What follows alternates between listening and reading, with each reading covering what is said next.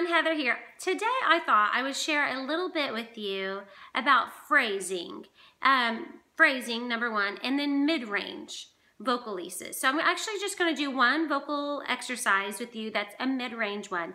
And the reason is, first of all, I've had some requests for this because I have a lot of soprano students and then of course tenors, and when I'm talking to them, a lot of times they can do the upper register just great. That's where their spotlight is. They feel really comfortable there. They can go up and hit those high notes. But then in the bulk of the song, sometimes it's a little lackluster. That mid-range area where a lot of the verses and things like that are, maybe they're not having the strength and just the charisma and the dynamic and color expression that they want in that mid-range area. And it's super important because our verses many times tell the story, they set the stage for the song, and we don't want to neglect the story of any song. And we'll talk a little bit about that too. Phrasing is super important, and if you're a really great singer, really great performer, it's something that you've paid attention to, and it really separates you from being an average singer who's just talking about learning notes and melody. They take it to the next level when you really pay attention to how you're phrasing, how you are laying out the story to your audience. And so that's how you connect, or maybe are not connecting really well with your audience. It's all about give and take and paying attention to the words and the phrases that are the most important, moving toward those and then moving away. So I'm going to talk a little bit about phrasing, but before that, I want to do one mid-range exercise for you just to prepare you.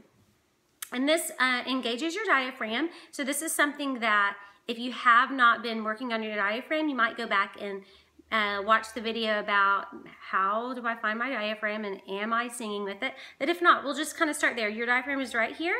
And when you take a good breath in, this should kind of expand out. You should feel some tension right there. Should not be seeing this happen with taking a breath. So we're going to start there and assume that you are going to use a little support here. This mid-range exercise is specifically to go ahead and get that diaphragm engaged. So that way you've got some robust sound down here in the mid-range. So we're going to go E-ah-ah-ah-ah. So when you do those ah-ah-ah-ah, you should feel that right here, engaging in the staccato pattern.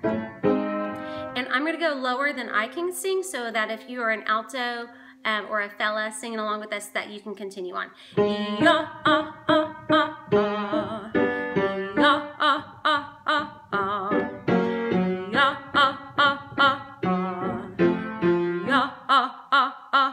So if you're singing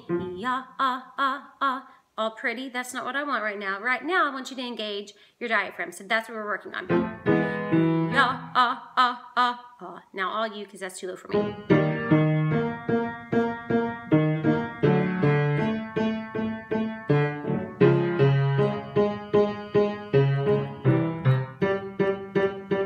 Back up.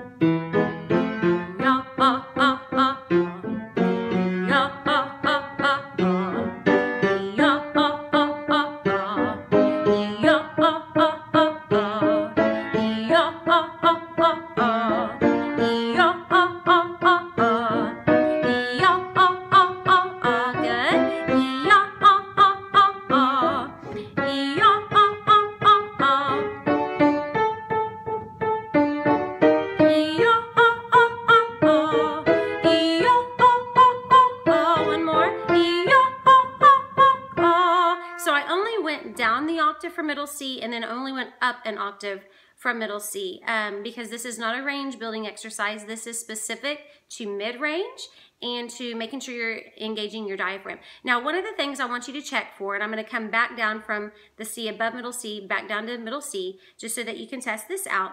I want you to check your mouth position, your embouchure.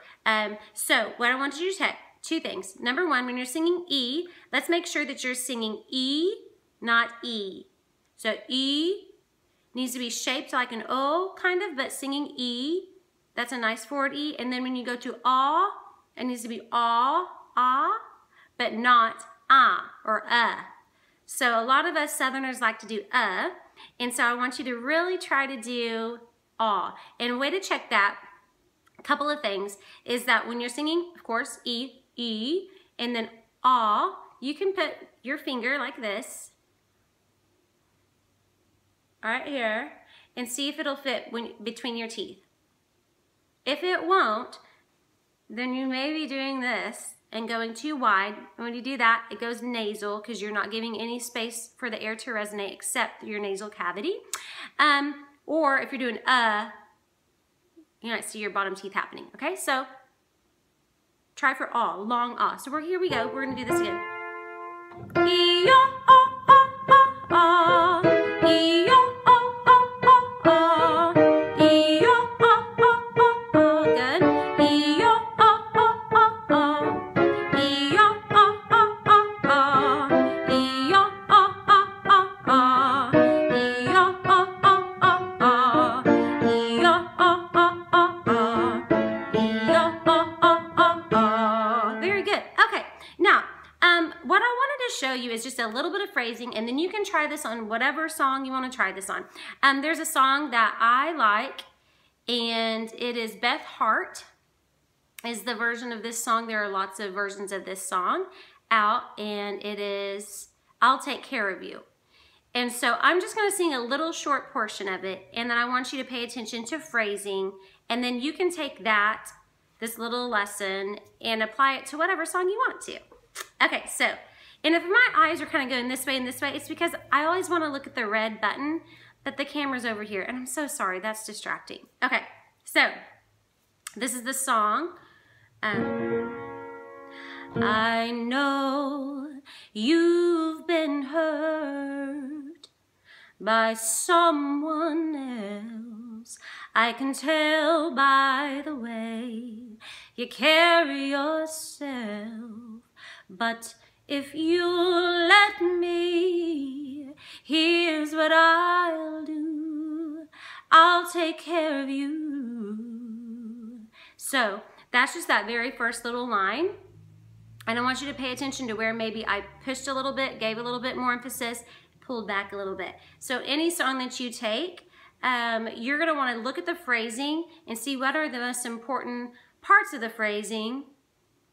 Push those out a little bit, pull back on the other parts. So the next portion is, I've loved and lost the same as you, but you see, I know just what you've been through. And if you let me, here's what I'll do. I'll take care of you. Okay? So I want you to take whatever your favorite song is. I would love to hear your comments about how you like to pull out and pull back on phrasing, when you like to push a little bit more, and when you like to let there be a little bit of breath. There's something that you can do, and a couple of times in those phrases I did that, where you take a breath on purpose, so an intentional break in the phrase to emphasize something, even if it's not being emphasized by volume. Sometimes you emphasize something by the lack of volume from pulling back in dynamic. So anyway, mid-range vocal exercise and a little tidbit on phrasing. And next time we'll get into it more. I hope you're having a great day. Thanks for watching.